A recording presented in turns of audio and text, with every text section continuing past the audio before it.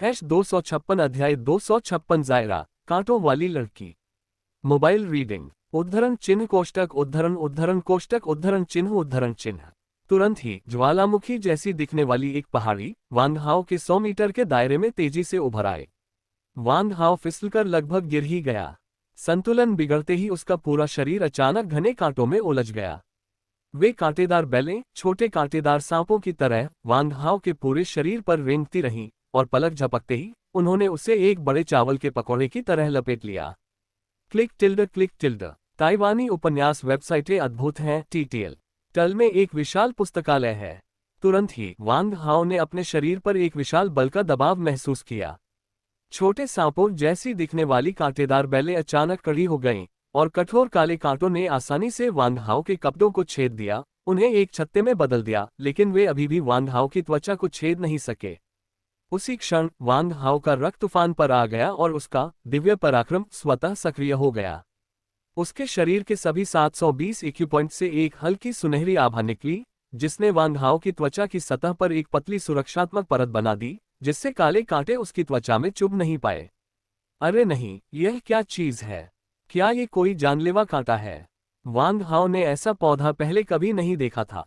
ऐसा लगता है कि इसमें बुद्धिमत्ता है। यह अपने हमले के तरीकों को स्वयं चुनता है, छिपने के लिए डर का बहाना करता है, तथा जब दुश्मन सतर्क नहीं होता है तब अचानक हमला कर देता है। यह अविश्वसनीय रूप से चालाक है। वांग हाओ को कसकर बांध दिया गया, जिससे उसका डोरान ब्लेड बेकार हो गया। हताश होकर वांग हाओ के पास अपनी बाईं आंख में लगी काली लौ को छोड़ने के अलावा कोई चारा नहीं था। सबसे संपूर्ण और सबसे तेजी से अपडेट होने वाले उपन्यास को पढ़ने के लिए कृपया पिन% खोजें। अचानक उसकी बाईं आंख से एक काली ज्वाला निकली, जिसने वांग हाओ के पूरे शरीर को बांधने वाली कांटेदार लताओं को तुरंत प्रज्वलित कर दिया, और आग तेजी से आसपास की कांटेदार लताओं में फैल गई। एक क्षण में आग तेजी से फैल गई और पूरी घाटी आग की लपटों से जगमगा उठी। लेकिन उन काली लपटों से निकलने वाला प्रकाश बहुत भयानक था। इस प्रतिबिंब ने आसपास के वातावरण को और भी अधिक भयावह और डरावना बना दिया। एक जंगली बिल्ली की तरह जिसकी पूंछ पर पैर रखा गया हो, कांटेदार बेल ने एक चीख निकाली, फिर जमीन में घुस गई और गायब हो गई। जमीन पर केवल आग से राख का ढेर और अनगिनत दरारें बची थीं। लेकिन कांटेदार बेल को ये देखकर आश्चर्य हुआ कि जमीन में धंसने के बाद भी भयानक काली लपटें बुझ नहीं रही थीं। ऑक्सीजन रहित जमीन में भी वे अब भी जिद से जल रही थीं। बचाओ, मेरी मदद करो! वांग हाओ के मन में अचानक एक चौंका देने वाली चीख गूंजी। आवाज किसी लड़की जैसी लग रही थी। कौन? तुम कौन हो? वांग हाओ चिल्लाया। इधर उधर देखा लेकिन कोई नहीं मिला। इस क्षण वांग हाओ को कुछ एहसास हुआ। अचानक वांग हाओ के सामने जमीन से एक विशाल लाल लाल फूल की कली फूट पड़ी। कली इतनी बड़ी थी कि उसमें एक हाथी आसानी से समा सकता था। घास। तभी वांग हाओ को आश्चर्य हुआ जब उसने देखा कि चमकदार लाल फूल अचानक खिल गया, और जो दिखाई दिया वह फूल की कली का हृदय था। अप्रत्याशित रूप से फूल की कली का हृदय पुनकेसर नहीं था, बल्कि वहां खड़ी एक युवा लड़की थी, जिसका पूरा शरीर चमकदार लाल पंखुड़ियों की एक लंबी पोशाक में लिपटा हुआ था। लड़की लगभग 17-18 साल की थी, नाजुक चेहरे, लंबे लाल बाल और सुडौल शरीर वाली। उसने हरे पत्तों से बनी एक चुस्त अधोवस्त्र पहन रखा था, और उसके हाथ पैर पतली गहरे हरे रंग की कांटेदार लताओं से घिरे हुए थे। इस समय कांटेदार लड़की के चेहरे पर एक दर्दनाक अभिव्यक्ति दिखाई दी, क्योंकि उसके कपड़े वांग हाओ की काली लपटों से प्रज्वलित हो रहे थे। कृपया मुझे बचा लो! कांटों वाली लड़की पीड़ा में चिल्लाई। उसकी आंखें आंसुओं से भर गईं। इस बार वांग हाओ को अंततः ये समझ आ गया कि उससे कौन बात कर रहा था, और उसका दिमाग इसे समझने में थोड़ा धीमा था। क्या हो रहा है? क्या फूल में कोई लड़की रहती है? नहीं, ये लड़की इस कांटेदार जंगल की आत्मा होगी। कुछ क्षण के लिए स्तब्ध चुप्पी के बाद कांटेदार लड़की की आंखों में दर्द भरी नजर देखकर वांग हाओ को अंततः वास्तविकता का एहसास हुआ। ओह, क्षमा करें, मैंने ब्लैक फ्लेम वापस ले लिया है। जैसे ही उसने यह बात कही, वांग हाओ की आंखें तेज हो गईं, और उसने जल्दी से कांटेदार लड़की के शरीर से काली लपटों को अपनी बाईं आंख में खींच लिया। इस समय कांटेदार लड़की की पोशाक आधी जल चुकी थी, और उसके नंगे पैर झुलस गए थे, जिससे वह बेहद अस्त व्यस्त दिख रही थी। धन्यवाद, कांटेदार लड़की ने कृतज्ञतापूर्वक कहा। वांग हाओ, आपका स्वागत है, कहने ही वाला था, लेकिन तभी उसका दिमाग अचानक से दौड़ने लगा और उसे कुछ एहसास हुआ। किस बात का शुक्रिया? क्या तुम अभी मुझे मारने की कोशिश कर रहे थे? और अब मैं तुम पर दया करके तुम्हें जाने दे रहा हूं। तुम हो क्या? तुम इंसानों की भाषा कैसे बोल सकते हो? यह एहसास होते ही कि क्या हुआ था, वांग हाओ का चेहरा काला पड़ गया। उसने निर्दयता से डोरान का ब्लेड उठाया और उस पर 2 वार किए, फिर जोर से उससे सवाल किया। मेरा नाम जायरा है, मैं बस भूखी हूं, मेरा तुम्हें खाने का कोई इरादा नहीं था। कांटेदार लड़की ने पलकें झपकाईं। वांग हाओ की भयंकर निगाहों से कुछ डर गई, उसकी आवाज लड़खड़ा रही थी। अरे, जानबूझकर नहीं। क्या भूखे रहने का मतलब है कि तुम लोगों को खा सकते हो? अरे राक्षस, तुम सच में एक पेंच भूल गए हो। मैं इंसान हूं, खाना नहीं। क्या तुम पौधे नहीं हो? क्या तुम मिट्टी और सूरज की रोशनी से पोषक तत्व सोखकर जिंदा नहीं रह सकते? तुम लोगों को क्यों खाओगे? वांग हाओ ने दूसरे के डरे हुए चेहरे को देखा, फिर अपना क्रूर भाव हटाकर ठंडे स्वर में पूछा। मुझे सूरज की रोशनी से डर लगता है। यहाँ जमीन पूरी तरह से पत्थरों से बनी है, जिसमें कोई पोषक तत्व नहीं है, इसलिए मुझे केवल जानवरों के शवों से ही पोषण मिल पाता है जो कभी कभार जमीन से नीचे गिर जाते हैं। कांटेदार लड़की ने अपने सिर के ऊपर की ओर इशारा किया, उसकी अभिव्यक्ति अविश्वसनीय रूप से दुखी थी, उसकी आंखें आंसुओं से चमक रही थीं। ओह, मैं समझ गया। कोई बात नहीं, मैं तुम्हें दोष नहीं दूंगा। लेकिन याद रखना, अब तुम्हें लोगों को खाने की इजाजत नहीं है। लोगों को खाना गलत है, समझे? वांग हाओ ने इस बार नर्म लहजे में कहा, मानो वह किसी बच्चे को कैंडी खाने के लिए मना रहा हो, ये कहते हुए कि कैंडी से उसके दांत सड़ जाएंगे। ओह, मुझे पता है, लेकिन मुझे भूख लगी है, मुझे क्या करना चाहिए? कांटेदार लड़की ने कमजोरी से पूछा, उसकी आंखें इधर उधर घूम रही थीं, वांग हाओ की आंखों में देखने की हिम्मत नहीं हो रही थी। वाह, क्या पेटू है! क्या हो अगर तुम बस अब से मेरे पीछे आओ। मैं तुम्हारे लिए हर दिन खाना बनाऊंगी, इसलिए तुम्हें अब लोगों को खाने की जरूरत नहीं पड़ेगी। वांग हाओ ने आंखें घुमाईं, उनके पास कोई और विकल्प नहीं था, और उन्हें यह विचार सूझा। दरअसल वांग हाओ का यह फैसला जल्दबाजी में नहीं लिया गया था। एक फार्मासिस्ट होने के नाते पौधों पर उनका शोध उनकी विशेषज्ञता से भी जुड़ा है, क्योंकि कई जीन आधारित दवाओं में पौधों पर आधारित औषधीय पदार्थों का इस्तेमाल जरूरी होता है। हमारे सामने कांटेदार लड़की हालांकि एक पौधा है, लेकिन उसकी शारीरिक संरचना इंसान जैसी ही है। इस विचित्र वनस्पति का जीन आधारित दवाओं के अनुसंधान के लिए युगांतकारी महत्व है। तो वांग हाओ को अचानक प्रेरणा मिली और उसने सोचा कि वह कांटेदार लड़की को घाटी से बाहर लाकर अपने पास रखेगा तथा अपने शोध और अवलोकन को सुविधाजनक बनाने के लिए भोजन को चारे के रूप में उपयोग करेगा। ठीक है, शुक्रिया। वैसे तुम्हारा नाम क्या है? कांटेदार लड़की पहली बार सीधे वांग हाओ की आंखों में देखते हुए खिलखिलाकर मुस्कुराई। वांग हाओ, ओह, मैं समझ गया। धन्यवाद श्रीमान वांग हाओ। कुछ ही शब्दों के साथ वांग हाओ एक कांटेदार लड़की को अपने अनुयायी के रूप में पाने में कामयाब रहे और उन्हें थोड़ा आत्मसंतुष्ट महसूस हुआ। इसके तुरंत बाद वांग हाओ ने जानवर राजा खजिक्स के शेष खाली खोल को एजियो ड्रैगन रिंग में डाल दिया। ठीक है, अब मेरे साथ आओ, वांग हाओ ने जमीन पर चढ़ने की तैयारी करते हुए कहा। युवा मास्टर वांग हाओ, आपको इतनी परेशानी उठाने की कोई जरूरत नहीं है। जेरा आपको वहां ले जाएगा। जैसे ही उसने कहा, जेरा ने अपनी लंबी कांटेदार लताओं को फैलाया और उन्हें वांग हाओ की कमर के चारों ओर लपेट दिया, फिर जल्दी से लताओं को बढ़ा दिया। 10 मिनट से भी कम समय में जायरा ने वांग हाओ को जमीन पर गिरा दिया और जायरा भी लगभग उसी समय जमीन से उभरी। टैग सुपर जीन वॉरियर नवीनतम अध्याय सुपर जीन वॉरियर अपडेट सूची सुपर जीन वॉरियर कोई पॉपअप नहीं 052257 अध्याय 257 एक अंधेरी और तूफानी रात एक विद्रोह का उदय। कोष्टक इस वेबसाइट का डोमेन नाम याद रखें, ताइवान नोवेल नेटवर्क। सभी रोमांचक सामग्री टू.com पर उपलब्ध है। रात अंधेरी थी, हवा तेज थी और आकाश में 3 पूर्ण चंद्रमा लटके हुए थे। जैसे ही वांग हाओ और जीला जमीन पर लौटे, इससे पहले कि वे अपनी सांस भी पकड़ पाते, उन्हें काले कवच पहने काले सर्प रक्षकों के एक समूह ने घेर लिया। ये ब्लैक सर्प गार्ड्स सभी ठंडे और अलग थलग थे, जिनकी संख्या लगभग 30 थी, जिनमें सबसे कमजोर 5 सितारा योद्धा थे और कप्तान 6 सितारा के शिखर पर थे। तुम यहाँ छिपकर क्या कर रहे हो? तुम कौन हो? कप्तान ने अपने भाले की नोक वांग हाओ के गले पर रखते हुए ठंडे स्वर में पूछा। ये देखकर कि उसके सामने खड़ी सर्प स्त्रियां बिल्कुल मंदिर के रक्षकों जैसी पोशाक पहने हुए थीं, वांग हाओ ने तुरंत अपनी सतर्कता कम कर दी। मैं ड्रैगन दूत हूं और यह जायरा है, मेरी दोस्त। तुम सही समय पर आए हो, कृपया मुझे संत पेनी से मिलने ले चलो।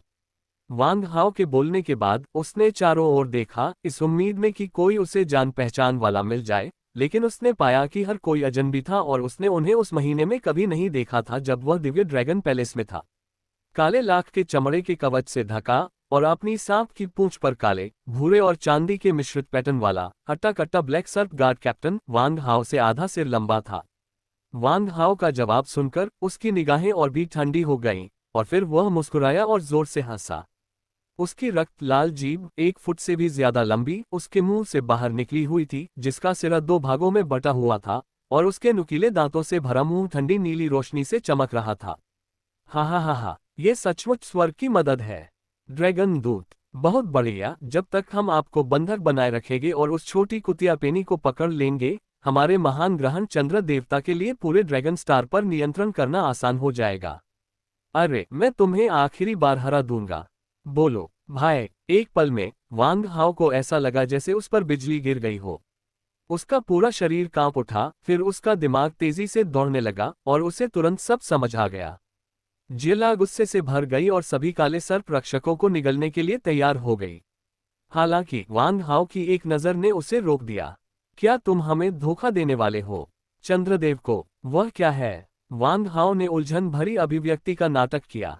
तो क्या हुआ अगर ऐसा है? संरक्षक देवता सैकड़ों वर्षों से प्रकट नहीं हुए हैं, हो सकता है कि वे पहले ही मर चुके हों। दिव्य ड्रैगन एक अस्पष्ट किंवदंती के अलावा कुछ नहीं है, जबकि मैं ग्रहण चंद्र देवता ग्रहण चंद्र की इच्छा के अनुसार नश्वर लोक में अवतरित होता हूँ। आज अंधकार में ग्रहण चंद्र है, जो हर 60 साल में एक बार ही होता है। मैं ग्रहण चंद्र देवता दिव्य ड्रैगन महल में प्रचंड शक्ति के साथ छा जाऊंगा और अपने ग्रहण चंद्र देवता की महिमा पूरे ग्रह पर फैलाऊंगा। ये काला सर्प रक्षक कप्तान ग्रहण देवता का एक भक्त अनुयायी प्रतीत होता है, क्योंकि वह लगातार ग्रहण देवता के बारे में बोलता है तथा दिव्य ड्रैगन पैलेस की खुलेआम अवहेलना करता है। लड़के, यह अच्छी तरह याद रखो, ग्रहण चंद्र देवता कोई वस्तु नहीं है, ग्रहण चंद्र देवता सर्वोच्च है। वांग हाओ ने ठंडी हंसी के साथ उत्तर दिया, वास्तव में ग्रहण देवता सचमुच एक बदमाश है। दूसरे पक्ष को यह एहसास हो गया कि वांग हाओ के प्रश्न ने एक जाल बिछा दिया है, और वे तुरंत गुस्से में आ गए। तुम कमीने, मेरे साथ खेलने की तुम्हारी हिम्मत कैसे हुई? ग्रहण देवता महान है, तुम उन्हें वस्तु जैसे अशिष्ट शब्द से कैसे वर्णित कर सकते हो? तुम्हारी हिम्मत कैसे हुई यह कहने की कि ग्रहण देवता कोई वस्तु नहीं है? तुम मौत को बुलावा दे रहे हो। ठीक है, मैं मानता हूं कि मैं गलत था। ग्रहण देवता एक चीज है। ब्लैक सर्प गार्ड कैप्टन इतना क्रोधित हो गया कि वह हिंसक रूप से कांपने लगा और उसके सिर से भाप उठने लगी। भाड़ में जाओ। उसने अपनी पूरी ताकत से भाला आगे बढ़ाया और वांग हाओ का गला भेद कर उसे सबक सिखाने की कोशिश की। लेकिन अगले ही पल वह ये देखकर हैरान रह गई कि उसका भाला वजन के कारण झुक गया था, जबकि वांग हाओ के गले पर खून का एक भी निशान नहीं था। ये कैसे संभव है? क्या तुम तांबे और लोहे से बने हो? मेरा भाला तुम्हारी त्वचा को भेद भी नहीं सकता। बच्चे, तुम तो केवल तीसरे स्तर पर हो, तुम मेरे भाले का सामना कैसे कर सकते हो? काले सर्प रक्षक कप्तान की आंखें अविश्वास से चौड़ी हो गईं। वह अपनी पूरी ताकत लगा चुका था, लेकिन उसने पाया कि सर्प भाला अर्धवृत्ताकार हो गया था। अगर वह और जोर लगाता तो भाले का डंडा टूट सकता था। फिर भी भाले की नोक वांग हाओ के गले की त्वचा की एक परत भी भेद नहीं पाए। असंभव। बच्चे, क्या तुम भेष बदलकर कोई खूंखार जानवर हो? तुम पागल हो। मैं इंसान हूं और मैं तुम्हारा ड्रैगन मैसेंजर भी हूं। तुम मेरी त्वचा को क्यों नहीं भेद सकते? दरअसल जवाब आसान है, क्योंकि मैं ड्रैगन मैसेंजर हूं। ड्रैगन द्वारा संरक्षित होने के कारण बेशक तुम मुझे भेद नहीं सकते। वांग हाओ की बकवास से पता चलता है कि उनमें धोखेबाज होने की क्षमता है। बकवास? दिव्य ड्रैगन सुरक्षा के बारे में क्या बकवास है? ये सब सिर्फ दिखावा है। भले ही आपकी शारीरिक सुरक्षा अद्भुत हो, मुझे विश्वास नहीं होता कि हम आपको इतने सारे काले सर्प रक्षकों के साथ नहीं हरा सकते। बहनों, उसे पकड़ो, उसके टेंडन काट दो और उसे बांध दो। वांग हाओ ने अपना मजाकिया रवैया त्याग दिया। इस बार दूसरा पक्ष गंभीर था। चूंकि मामला ऐसा है, इसलिए मैं पीछे नहीं हटूंगा। हालांकि मैंने अपने जीवन में कभी किसी महिला को नहीं मारा है, लेकिन इस बार यह एक अपवाद है। जेरा, बाकी सबको बांध दो, मैं इस गपशप से निपट लूंगा। हाँ, युवा मास्टर वांग हाओ। जैसे ही वांग हाओ ने बोलना समाप्त किया, आसपास की जमीन अचानक हिंसक रूप से हिल गई, मानो भूकंप आ गया हो। जमीन में हवा से अनगिनत दरारें उभर आई और फिर हजारों मीटर के दायरे में अचानक कांटों की घनी झाड़ियों में बदल गया। काले सर्परक्षक, जिन्होंने अभी तक कोई प्रतिक्रिया नहीं दी थी और जो नहीं जानते थे कि क्या हो रहा है, वे सब कांटों की लताओं से चावल के बड़े बड़े पकौड़ों की तरह एक दूसरे से बंधे हुए थे। काले कांटों से ढकी लाल कांटेदार लताएं काले सर्परक्षकों के मांस में गहराई तक घुस गईं और लालच से उनका खून और सार खा गईं। उनकी त्वचा तेजी से सूख रही थी और उनके शरीर तेजी से सिकुड़ रहे थे। आधे मिनट से भी कम समय में वे सूखी हुई लाशों, खाल और हड्डियों में बदल गए। रुको, सांस लेना बंद करो, वांग हाओ चिल्लाया। अगर वे सांस लेते रहे तो ये काले सर्परक्षक सचमुच सूखी लाशों में बदल जाएंगे। हवा में लटके 20 से अधिक मुरझाए शरीरों को देखकर उनमें से प्रत्येक, जो कभी सुंदर थे, अब उनकी त्वचा मुरझाए हुए संतरे की तरह झुर्रियों से ढकी हुई थी और वे एक पल में ही दशकों पुराने लगने लगे। इस दृश्य ने वांग हाओ को भयभीत कर दिया। काले सर्परक्षक कैप्टन का पूरा शरीर कांप उठा, उसका चेहरा भय से भर गया। रुको, रुको, तुम राक्षस हो, तुम राक्षस हो। वह कांप उठी, उसकी आंखें भय से भर गईं। वांग हाओ को इस बात पर आश्चर्य हुआ कि इन ब्लैक सर्प गार्ड्स के वास्तविक युद्ध अनुभव और योद्धा स्तर के बीच का अंतर बहुत अधिक था। 5 सितारा योद्धा की ताकत या कम से कम मध्य स्तर के स्टारफॉल युद्ध शक्ति रखने के बावजूद इन ब्लैक सर्प गार्डों ने पृथ्वी पर 2 सितारा योद्धा की तुलना में बहुत कम युद्ध अनुभव प्रदर्शित किया, और यहां तक कि एक शक्तिशाली 1 सितारा योद्धा से भी काफी कम।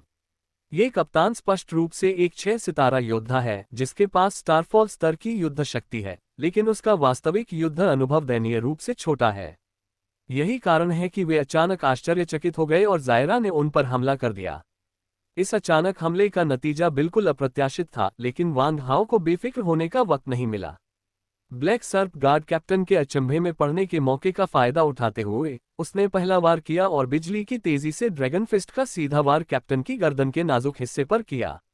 वांग हाओ इस मौके से बिल्कुल भी पीछे नहीं हटे, उनकी गति और शक्ति लगभग अपनी सीमा पर थी। एक मौके का बल 200,000 जिन से कम नहीं है। पलक झपकते ही 10 कदम से अधिक की दूरी एक पल में तय हो गई और वांग हाओ की लोहे की मुट्ठी ने बिना किसी बाधा के ब्लैक सर्प गार्ड कैप्टन की गर्दन पर प्रहार किया। एक जोरदार धमाके के साथ वांग हाओ को प्रतिक्षेप के विशाल बल से 5 या 6 कदम पीछे फेंक दिया गया, जबकि ब्लैक सर्प गार्ड कप्तान पूरी तरह से स्थिर रहा। हालांकि उसकी गर्दन पर एक उथला, मुट्ठी के आकार का गड्ढा स्पष्ट रूप से दिखाई दे रहा था। 258 अध्याय 258 दिल चला गया। Mobile reading. हालांकि उनका युद्ध अनुभव बहुत अलग है, उनकी ताकत भी काफी अलग है। 3 सितारा योद्धा और 6 सितारा योद्धा के बीच के स्तर में अंतर बहुत अधिक है। वांग हाओ द्वारा अचानक हमला किए जाने के बाद ब्लैक सर्प गार्ड के कप्तान तुरंत अपनी घबराहट से बाहर आ गए। आउच, कमीने, मुझ पर चुपके से हमला करने की तुम्हारी हिम्मत कैसे हुई? इससे पहले कि वह बोलना समाप्त करता, उसने एक काले लोहे के भाले को उठाया और वांग हाओ की छाती पर हमला किया। वीकेंड कम आपका इंतजार कर रहा है। तुरंत ही काले लोहे का सर्प भाला बिजली की तरह चमक उठा, अनगिनत सर्प छायाओं में परिवर्तित हो गया और एक शक्तिशाली आभा पर्वतीय धारा की तरह फूट पड़ी। 5 कदम दूर वांग हाओ के कपड़े इस शक्तिशाली आभा के नीचे जोर से फड़फड़ा रहे थे। बहुत मजबूत।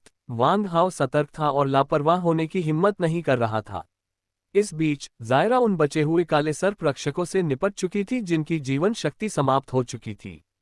सभी 30 काले सर्प रक्षकों को पकवाड़ों की तरह बांधकर जमीन पर ढेर कर दिया गया था। वे अभी भी जीवित थे, लेकिन बेहद कमजोर और बेहोश थे। युवा मास्टर वांग हाओ, क्या आपको किसी मदद की जरूरत है?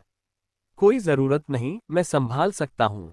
अगर बहुत जरूरी हो तभी मदद करूंगा, वांग हाओ ने दृढ़ दृष्टि से कहा। यह पहली बार था जब वह एक 6 सितारा योद्धा का सामना कर रहा था, और ऐसा दुर्लभ युद्ध अनुभव अमूल्य था। एक मजबूत इंसान के पास एक मजबूत दिल होना चाहिए। चाहे आपका विरोधी कितना भी मजबूत क्यों न हो, आपको उसका सामना अकेले ही करना होगा। किसी बड़े पेड़ के नीचे छिपा हुआ पौधा कभी भी विशाल पेड़ नहीं बन सकता। मैं उसे सिर्फ अपनी ताकत से नहीं हरा सकता, जैसा कि अभी अभी लगे उस मौके ने साबित कर दिया। अब मेरे पास बस मेरी बाईं आंख में काली लो, दाईं आंख में बैंगनी बिजली और मेरी 2 तलवारें बची हैं। भाले के सामने छोटी तलवार कोई समझदारी वाली चाल नहीं है। उद्धरण चिन्ह। वांग हाओ तुरंत शांत हो गया और उसने अपनी आक्रमण रणनीति का शीघ्रता से विश्लेषण किया। इस समय काले लोहे का भाला एक आश्चर्यजनक गति के साथ वांग हाओ की छाती की ओर बढ़ रहा था। वांग हाओ के कदम फुर्तीले थे और उन्होंने तैरती मछली के कदमों का पूरा इस्तेमाल किया, 50 मीटर प्रति सेकंड की रफ्तार से ऊपर उठे। हालांकि अंततः उन्हें निराशा के साथ एहसास हुआ कि चाहे वे अपने पैर कैसे भी हिलाएं, सांपों की परछाइयों से भरा आसमान एक जहरीले सांप की तरह था जो अपने शिकार को घूर रहा था और वांग हाओ की छाती पर वार करता जा रहा था। ये बेकार है। मेरी सर्प छाया भाला तकनीक अपने लक्ष्य पर उसके आभामंडल के आधार पर स्वचालित रूप से लॉक हो सकती है और चाहे आप कैसे भी चकमा दें, यह प्रभावी है। मर जाओ, ये कहने के लिए बहुत देर हो चुकी है। काले लोहे का भाला एक पल में आ गया। एक जोरदार धमाका, भाले की नोक वांग हाओ की छाती में घुस गई और वांग हाओ को तुरंत ऐसा लगा जैसे उसकी पूरी छाती पर किसी होवर ट्रेन ने वार कर दिया हो। काले लौह सर्प भाले के इस प्रहार में कम से कम 10 लाख जिन की शक्ति थी। एक क्षण में वांग हाओ की छाती में छेद हो गया, एक कटोरे के आकार का छेद खुल गया और उसका पूरा दिल नष्ट हो गया, विशाल विस्फोटक बल से पूरी तरह धूल में मिल गया। वांग हाओ को सीने में तेज दर्द महसूस हुआ और फिर एक जोरदार झटके से वह 10 मीटर से भी ज्यादा पीछे फेंका गया। फिर वह जमीन पर घुटनों के बल बैठ गया। जब वांग हाओ को होश आया तो उसे सीने में ठंडक महसूस हुई। नीचे देखने पर उसे अपनी छाती में मुट्ठी भर छेद दिखाई दिया और उसकी पीठ के आर पार जायरा की आकृति दिखाई दे रही थी। फाफा टिल्डर, वांग हाओ ने मुंह भर खून थूका, जिसमें उसके दिल के टुकड़े भी शामिल थे जो टुकड़ों में बिखर गए थे। अरे, मेरा दिल चला गया, क्या मैं मर जाऊंगा? वांग हाओ ने आत्महीनता से उपहास किया। इस समय अपने अति आत्मविश्वास पर पछताना व्यर्थ था। क्या मैं, वांग हाओ, इस तरह मरने के लिए नियत हूं? 6 सितारा योद्धा वास्तव में भयानक है। वांग हाओ ने उपहास किया और खुद से बुदबुदाया। उसका चेहरा मौत की तरह पीला पड़ गया था। लेकिन अगले ही पल वांग हाओ ने पाया कि हालांकि उसकी छाती में मुट्ठी भर छेद था, फिर भी खून फव्वारे की तरह बह रहा होगा। महाधमनी के फटने के परिणाम बहुत भयानक होते हैं, खासकर अगर हृदय की महाधमनी पूरी तरह से फट गई हो। बहता हुआ खून फव्वारे की तरह शानदार होगा। लेकिन यह अजीब है। वांग हाओ ने देखा कि उसकी छाती से बहुत कम खून बह रहा था और घाव से बहता खून बहुत चिपचिपा था, पेस्ट की तरह, जो एक सामान्य व्यक्ति के पतले खून से स्पष्ट रूप से अलग था। इस समय एओ गुआन की आवाज एजियो ड्रैगन रिंग से वांग हाओ की चेतना के सागर तक पहुंची। बेटे, मुझे उम्मीद नहीं थी कि तुम इतनी जल्दी ड्रैगन परिवर्तन क्षेत्र के निम्नतम स्तर तक पहुंच जाओगे। बात बस इतनी है कि तुम्हारा दिल चला गया है, लेकिन जल्द ही एक नया दिल वापस उगाएगा। ड्रैगन परिवर्तन क्षेत्र का यही फायदा है, इतना हैरान होने की जरूरत नहीं है। गोल्डन स्केल ड्रैगन परिवर्तन तकनीक का पहला स्तर, ड्रैगन परिवर्तन क्षेत्र, अपने नश्वर शरीर को त्यागकर ड्रैगन में रूपांतरित होना है। अभी तुम 262 अध्याय 262 काले मनके में परिवर्तन। वह अदृश्य बंधन, निराकार और अमूर्त, फिर भी वह सचमुच अस्तित्व में है। क्या ये बीवी आनुवंशिक ताला हो सकती है? क्या मैंने पहला आनुवंशिक ताला खोल दिया है? जीन सभी जीवित प्राणियों में पाया जाने वाला आनुवंशिक कोड है। किंवदंती है कि जब ईश्वर ने जीवन की रचना की तो अपने द्वारा बनाए गए जीवों को अपनी दिव्य शक्ति का दुरुपयोग करने से रोकने के लिए उन्होंने अपने द्वारा बनाए गए प्राणियों के जीन में बेड़ियां डाल दी। उन बेड़ियों ने जीन्स को पूरी तरह से जकड़ लिया, जिससे जीवन का विकास मुश्किल हो गया। उन्हें अदृश्य बेड़ियां कहने के बजाय ये कहना अधिक सटीक होगा कि वे भाग्य का पिंजरा हैं। यद्यपि वह नहीं जानता था कि ऐसी पौराणिक अफवाह सच थी या झूठ, लेकिन वांग हाओ को एक तरह से ऐसा महसूस हुआ कि उसके शरीर और आत्मा को बांधने वाली बेड़ियां टूट गई थीं। इस बंधन के टूटने का मतलब है कि वांग हाओ ने विकास के पथ पर एक वास्तविक कदम आगे बढ़ा दिया है। जैसे ही वांग हाओ खुद से बात कर रहा था, उसकी चेतना के समुद्र में शांत पड़ा काला मनका अचानक हिल गया। काले मनके से काले धुएं का एक गुबार निकला और तुरंत वांग हाओ की चेतना के पूरे सागर को भर दिया। अचानक वांग हाओ की चेतना का सागर पूरी तरह से अंधेरा हो गया और उसकी चेतना अजीब काली धुंध में प्रवेश करने में असमर्थ थी। क्या हो रहा है? मेरी चेतना के सागर में ये काली धुंध क्या है? जैसे ही वांग हाओ ने आश्चर्य से कहा, एक बवंडर अचानक उसकी चेतना के समुद्र में प्रकट हुआ, काली धुंध को बवंडर की तरह भांवर में खींच लिया। भांवर तेजी से घूम रहा था, धीरे धीरे चेतना के सागर के भीतर की सारी काली धुंध को अपने में समेट रहा था। फिर भांवर का घूमना तेज हो गया, जबकि उसका आकार घट गया। मुफ्त विज्ञापन मुक्त देखने के लिए बायडू पर हे यांगे खोजें। अचानक भांवर सिकुड़कर पिन के सिरे के आकार का हो गया, फिर घूमना बंद हो गया और अजीब तरह से सुनहरे तरल में बदल गया। तुरंत ही सुनहरा तरल चुंबक की तरह रहस्यमय काले मनके की सतह की ओर आकर्षित हो गया। जब काले मन के द्वारा सुनहरा तरल अवशोषित कर लिया गया तो वह लगातार हिलने लगा और अंततः एक रहस्यमय रून में परिवर्तित हो गया। उस रून के निर्माण के बाद रहस्यमय काले मनके की सतह पर एक हल्की सुनहरी रोशनी प्रवाहित हुई, जिससे वह और भी रहस्यमय प्रतीत होने लगा। बस इतना ही। वांग हाओ अभी सोच ही रहा था कि तभी काले मनके पर एक सुनहरा रून प्रकट हुआ और फिर कुछ नहीं हुआ। वांग हाओ सोच ही रहा था कि अचानक उसे लगा जैसे पूरी दुनिया घूम गई हो और फिर आसपास का नजारा धुंधला हो गया। जब वांग हाओ को होश आया तो उसने खुद को एक अंतहीन तारों भरे आकाश में खड़ा पाया। हमारे चारों ओर अनंत निहारिकाएं हैं। वांग हाओ अपने दोनों पैर हवा में उठाए खड़ा था। यह एक ऐसा दृश्य था जिसने उसे बहुत परिचित सा एहसास दिया। उसे धुंधला धुंधला याद था कि उसने ये दृश्य पहले भी देखा था, लेकिन वह उसे ठीक से याद नहीं कर पा रहा था। जैसे ही वांग हाओ सोच रहा था, अचानक एक मधुर और प्राचीन आवाज उसके कानों में गूंजी। युवा परीक्षण प्रतिभागी, हम फिर मिलेंगे। आवाज अलौकिक थी और ऐसा लग रहा था कि वह किसी बूढ़े आदमी की है, लेकिन वांग हाओ ने चारों ओर देखा और उसे कोई दिखाई नहीं दिया। अब और देखने की कोई जरूरत नहीं है। मैं तुम्हारे ठीक सामने हूं, बस तुम मुझे अपने वर्तमान साधना स्तर के साथ नहीं देख सकते। अलौकिक आवाज फिर गूंजी और इस बार वांग हाओ को आखिरकार याद आया कि वह दृश्य और आवाज कितनी जानी पहचानी थी। यही वह रहस्यमयी जगह थी जहां उसे 3 साल की सुनवाई के बाद इनाम मिला था। अरे दादाजी, मैं यहाँ क्यों हूँ? और क्या आप मुझे बता सकते हैं कि राक्षसी आत्मा कैसे जागृत हो सकती है? उस क्षण राक्षस आत्मा की छवि वांग हाओ के दिमाग में कौंधी और उसने वह प्रश्न पूछा जो उसे परेशान कर रहा था। यहाँ आपकी उपस्थिति का मतलब है कि आपने पहली परीक्षा पास कर ली है। जहाँ तक राक्षसी आत्मा के जागने का सवाल है, यह आप पर निर्भर करता है। जब सही समय आएगा तो वह अपने आप जाग जाएगी। ये सुनकर वांग हाओ कुछ उलझन में पड़ गए और बोलने ही वाले थे कि उन्हें बीच में ही रोक दिया गया। अब जब आपने पहला परीक्षण पूरा कर लिया है तो आप इसे पास करने के लिए अपना इनाम दावा कर सकते हैं। तभी वांग हाओ के सामने एक आभासी इंटरफेस प्रकट हुआ। परिचित इंटरफेस को देखते हुए परिचित यादें वापस आ गईं। मूर्ख स्वामी, बेकार मालिक ...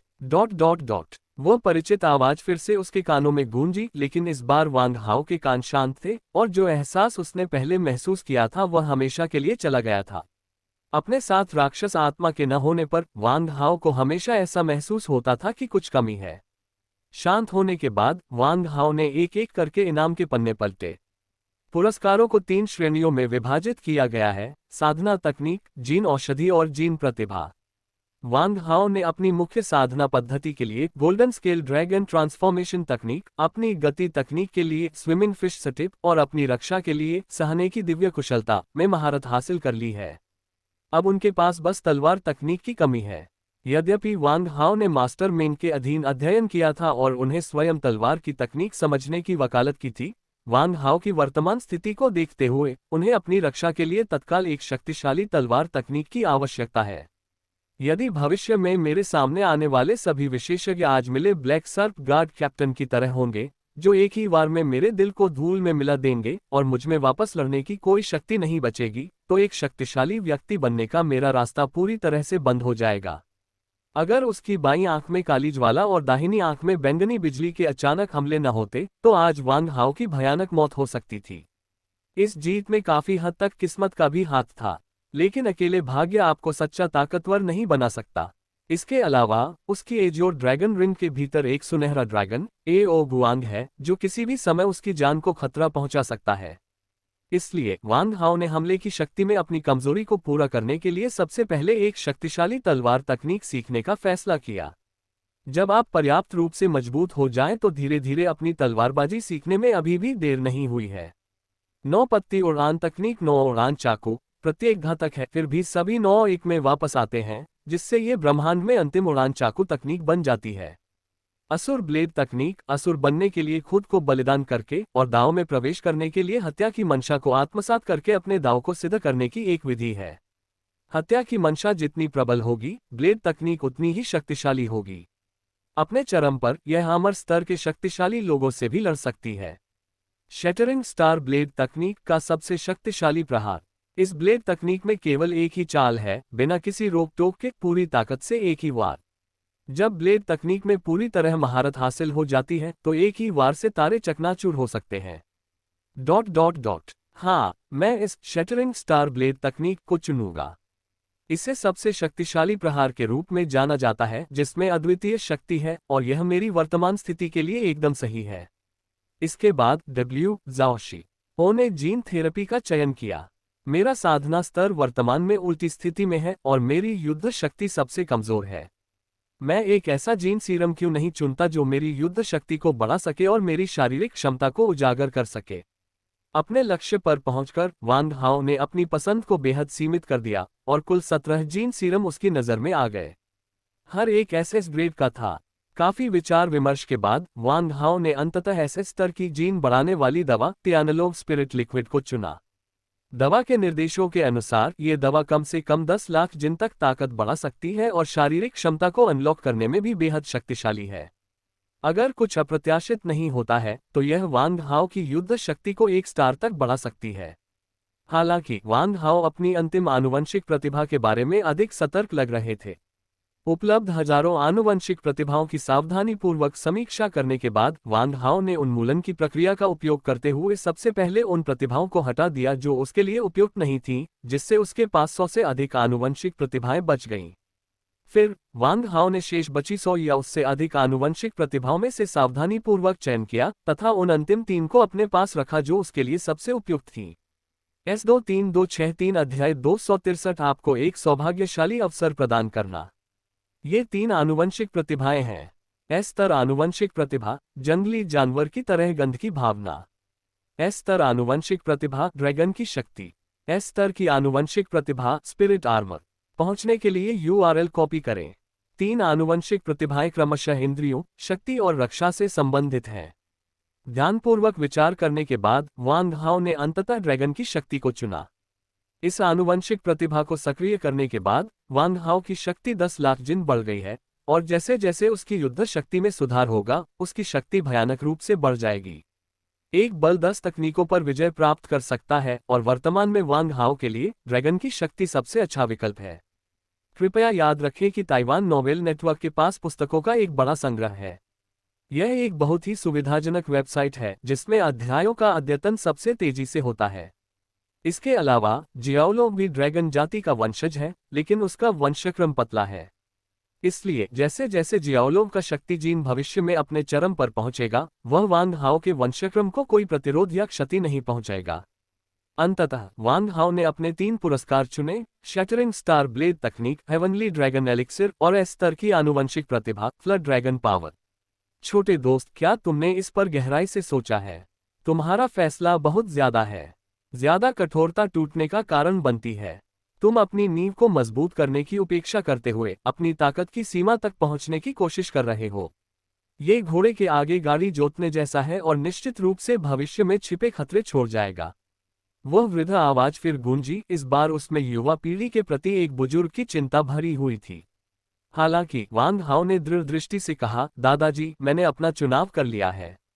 आपने जो कहा वह सही है, लेकिन मेरी अपनी कुछ अपरिहार्य कठिनाइयां हैं। मुझे अपनी सुरक्षा के लिए थोड़े समय में अपनी ताकत बढ़ानी होगी। इसलिए हालांकि मुझे पता है कि यह चुनाव मेरी नींव को नुकसान पहुंचाएगा, मेरे पास और कोई विकल्प नहीं है। एक क्षण बाद वह वृद्ध आवाज फिर गूंजी। क्या आप उस राक्षसी ड्रैगन के बारे में बात कर रहे हैं जो आपकी ड्रैगन रिंग के अंदर है? वांग हाओ ने सिर हिलाया। बिल्कुल।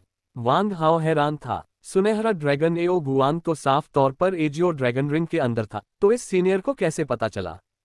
क्या ऐसा हो सकता है कि उस स्तर का कोई पावरहाउस किसी और के स्पेशियल रिंग में आसानी से झांक सकता है? वांग हाओ को ठंडा पसीना आ गया। ये बस एक राक्षसी अजगर है जिसने अपने 3 आनुवंशिक ताले खोल दिए हैं। इसका शरीर नष्ट हो चुका है, इसकी आत्मा जहरीले अजगर फूल से बुरी तरह क्षतिग्रस्त हो गई है और इसकी ताकत नगण्य रह गई है। यह अभी केवल प्रारंभिक ग्रह स्तर पर है और संभावना है कि यह किसी भी समय धूमकेतु स्तर तक गिर सकता है। अगर तुम इस राक्षसी अजगर से निपटना चाहते हो तो तुम्हें इतनी मेहनत करने की जरूरत नहीं है। मैं तुम्हें एक ताबीज दूंगा और तुम्हारी वर्तमान ताकत से इस राक्षसी अजगर को वश में करना तुम्हारे लिए बहुत आसान होगा। वांग हाओ अवाक रह गया। ये सीनियर वास्तव में एओ गुआंग की ताकत को अच्छी तरह जानता था। वांग हाओ को और भी अवाक और स्तब्ध कर देने वाली बात यह थी कि वह सीनियर उसे एक शक्तिशाली ताबीज देने वाला था। यह मंत्र आपके वर्तमान आत्मा के साथ प्रयोग करने के लिए बिल्कुल सही स्तर का है, लेकिन याद रखें कि इसे हल्के में न डालें। इसे एक बार डालने से आपकी सारी आत्मा ऊर्जा समाप्त हो जाएगी, इसलिए जब तक बिल्कुल आवश्यक न हो, इसका प्रयोग न करें। इस ताबीज को स्पिरिट सीलिंग स्पेल कहा जाता है। ये किसी भी आत्मा को सील कर सकता है। इस ताबीज के लिए बड़ी मात्रा में आत्मिक शक्ति की आवश्यकता होती है। किसी की आत्मा साधना जितनी मजबूत होगी, ये ताबीज उतना ही शक्तिशाली होगा। एक बार सील सफल हो जाने पर आप पूरी तरह से अपने विवेक से उसके जीवन और मृत्यु को नियंत्रित कर सकते हैं। इसलिए ये ताबीज स्वर्ग के नियमों के विरुद्ध है और इसका लापरवाही से उपयोग नहीं किया जाना चाहिए। इसे याद रखें। इससे पहले कि वह बोलना समाप्त करता, एक भेड़ की खाल का स्क्रॉल वांग हाओ के सामने प्रकट हुआ। इस भ्रामक स्थान में कुछ भी आश्चर्यजनक नहीं है, लेकिन वांग हाओ को जो बात अजीब तरह से असहज कर रही थी, वह ये थी कि जैसे ही उसने चर्मपत्र स्क्रॉल देखा, उसका दिल कुछ धड़कनों से रुक गया। इस चर्मपत्र पर एक धुंधली प्राचीन आभा है जो बताती है कि यह काफी पुराना है। इसके अलावा इस पर लिखावट बहुत ही साधारण स्याही से की गई प्रतीत होती है। हालांकि वांग हाओ ने इसे लेने के लिए हाथ नहीं बढ़ाया। एक पल के लिए हिचकिचाने के बाद वांग हाओ ने शून्य की ओर देखा और कहा, दादाजी, आपने मुझे जो चर्मपत्र स्क्रॉल दिया है वह बहुत कीमती है। अगर मैं इसे बिना कुछ योगदान दिए स्वीकार कर लूं तो यह मेरे दिल पर एक दाग छोड़ देगा और एक मजबूत व्यक्ति बनने के मार्ग में यह मेरे दिल में एक गांठ बन जाएगा। इसलिए मैं इस चर्मपत्र स्क्रॉल को बिना किसी मूल्य के स्वीकार नहीं कर सकता। क्या मैं आपसे बदले में कुछ मांग सकता हूँ? हाँ, मुझे उम्मीद नहीं थी कि इतनी कम उम्र में तुम्हें मार्शल आर्ट की इतनी असाधारण समझ होगी। तुम्हारी अंतर्दृष्टि तो कमाल की है, बुरी नहीं, बिल्कुल भी बुरी नहीं। चूंकि तुमने मुझसे ये प्रश्न पूछा है, तो मेरे एक प्रश्न का उत्तर भी दे दो। ये प्रश्न मुझे बहुत समय से परेशान कर रहा है। अगर तुम्हारे उत्तर से मेरा मन शांत हो गया, तो मैं तुम्हें मेरे मन को शांत करने के इनाम के तौर पर यह आत्मा सील मंत्र युक्त पुस्तक दूंगा। कैसा रहेगा? क्या तुम ऐसा करने को तैयार हो? ये सुनकर वांग हाओ ने बिना किसी हिचकिचाहट के उत्तर दिया, मैं तैयार हूँ। कृपया मुझसे कोई भी प्रश्न पूछें, मैं सुनने के लिए तैयार हूँ। ईमानदारी से कहें तो ये कहना झूठ होगा कि वांग हाओ को आत्मा सीलन अभिशाप से ईर्ष्या नहीं थी। ये प्रश्न मुझे अनगिनत युगों से परेशान करता रहा है। आज आपका प्रवचन सुनने के बाद मुझे अचानक कुछ अंतर्दृष्टि प्राप्त हुई है। जैसा कि पूर्वजों ने कहा है, मार्ग सीखने का एक क्रम होता है, और जो प्रबुद्ध हैं वे मेरे शिक्षक हैं। हर कोई अपने आप से यह प्रश्न पूछता है, लेकिन कोई भी मुझे वास्तव में संतोषजनक उत्तर नहीं दे सकता। मुझे परेशान करने वाला प्रश्न यह है कि मनुष्य कहाँ से आते हैं? कुआं। ये सुनकर वांग हाओ अचंभित रह गया। इस सवाल का जवाब देना आसान है, लगभग हर बच्चा अपने माता पिता से यही सवाल पूछता है। लेकिन ये रहस्यमय बूढ़ा आदमी अनगिनत युगों से इस साधारण सवाल से परेशान है। ये तो एक शरारत जैसा लगता है। एक युग 100 मिलियन वर्ष का होता है, इसलिए अनगिनत युग कुछ नवजात ब्रह्मांडों से भी ज्यादा लंबे होंगे। तो आखिर यह रहस्यमय पूर्ववर्ती कौन है और वह इतने लंबे समय तक कैसे जीवित रह पाया? ये प्रश्न वांग हाओ के दिल में गहराई से बैठे थे, लेकिन उन्होंने कभी इन्हें व्यक्त नहीं किया। प्रश्न सुनने के बाद वांग हाओ एक क्षण के लिए हिचकिचाए और फिर शांतिपूर्वक उत्तर दिया। निस्संदेह एक व्यक्ति अपनी मां से पैदा होता है। वांग हाओ ने चेहरे पर मासूमियत भरी नजर से जवाब दिया। मेरा मानना है कि जब कई बच्चे शिक्षकों से यह प्रश्न पूछेंगे तो वे भी यही उत्तर देंगे। वांग हाओ के लिए इस प्रश्न का उत्तर बहुत सरल होना चाहिए, लेकिन ये सुनकर कि यह रहस्यमय वरिष्ठ लंबे समय से इस प्रश्न से परेशान था, वह मदद नहीं कर सका, लेकिन थोड़ा संदिग्ध महसूस कर रहा था। काफी देर बाद रहस्यमयी वृद्ध आवाज ने फिर से कोई ध्वनि नहीं निकाली और पूरा भ्रमपूर्ण स्थान पूरी तरह से शांत हो गया। अचानक हा टिल्ड। वांग हाओ ने वह जानी पहचानी बुरी आवाज फिर सुनी, लेकिन वह एक लंबी खींची हुई हंसी थी जो पूरे आकाश में गूंज रही थी। अचानक हंसी बंद हो गई। बेशक एक व्यक्ति अपनी मां से पैदा होता है, बेशक वे अपनी मां से पैदा होते हैं। मैं समझता हूँ, हाँ, मैं समझता हूँ। उत्तर इतना सरल है, महान सत्य सरल है। गुरु, मैं अंततः समझ गया। मैं इस पूरे समय बहुत अधिक आसक्त रहा हूँ। हाँ। हंसी आत्महीनतापूर्ण थी और ऐसा लग रहा था जैसे कोई मानसिक रूप से अस्थिर बूढ़ा पागल व्यक्ति पागल हो रहा हो, बेतुकी बातें कर रहा हो, जिससे वांग हाओ कुछ हद तक हतप्रभ रह गया। वांग हाओ ने मन ही मन ये भी सोचा कि क्या इस वरिष्ठ सहकर्मी को मानसिक रूप से कोई परेशानी हुई है। हालांकि तुरंत ही पुनः आवाज गूंज उठी। युवक, आपके उत्तर के लिए धन्यवाद। मैं बहुत संतुष्ट हूँ। आपके उत्तर ने उस पहेली को सुलझा दिया है जो मुझे अनगिनत युगों से परेशान कर रही थी। आपने मुझ पर बहुत बड़ा उपकार किया है। मैं आपको आत्मा सील मंत्र की यह पुस्तक दे सकता हूँ। मेरी शंकाओं का समाधान करने और मुझे इस संकट से बाहर निकालने में मदद करने के लिए आपका धन्यवाद करने हेतु मैंने आपको एक और बड़ी दौलत देने का फैसला किया है। टैग मोबाइल संस्करण अब उपलब्ध है। पढ़ना अब और भी आसान हो गया है। अपने मोबाइल फोन पर पढ़ने के लिए कृपया लॉग इन करें। MWX 6264 अध्याय 264 आत्मा तकनीक। Mobile reading. पूरे ब्रह्मांड में अनगिनत प्राणी विद्यमान हैं, लेकिन जो लोग साधना करते हैं वे 3 श्रेणियों में आते हैं: सार, QE और आत्मा की साधना। तथाकथित सार साधना का अर्थ है शरीर की प्राण ऊर्जा को पोषित करने के लिए स्वर्ग और पृथ्वी के सार को आकर्षित करना, जिससे शरीर मजबूत होता है और भौतिक शरीर के साथ शारीरिक सीमाओं को तोड़ा जाता है। इसे आमतौर पर शरीर साधना के रूप में जाना जाता है। QE की तथाकथित साधना का अर्थ है स्वर्ग और पृथ्वी की आध्यात्मिक ऊर्जा को अवशोषित करना, आध्यात्मिक ऊर्जा को शरीर में निर्देशित करना, उसे मूल शक्ति में रूपांतरित करना, भौतिक शरीर को एक भट्टी के रूप में उपयोग करके विशाल मात्रा में मूल शक्ति को धारण करना, तथा मात्रात्मक परिवर्तन, गुणात्मक परिवर्तन के माध्यम से नश्वरता से ऊपर उठकर संतत्व में प्रवेश करना, जिसे सामान्यतः मूल साधना के रूप में जाना जाता है। आत्मा की तथाकथित साधना आत्मा की विशेष साधना है, दिव्य आत्मा का संघनन है। यदि आत्मा अमर है तो व्यक्ति अमर है, जिसे आत्मा साधना कहते हैं। आत्मा साधना वंश के वंशज होने के नाते, हालांकि मेरा भौतिक शरीर बहुत पहले ही क्षयग्रस्त हो चुका है, मेरी आत्मा ने अनगिनत विपत्तियां झेली हैं और अविनाशी बनी हुई है। युवक, तुम में आत्मा साधना की अद्भुत प्रतिभा है।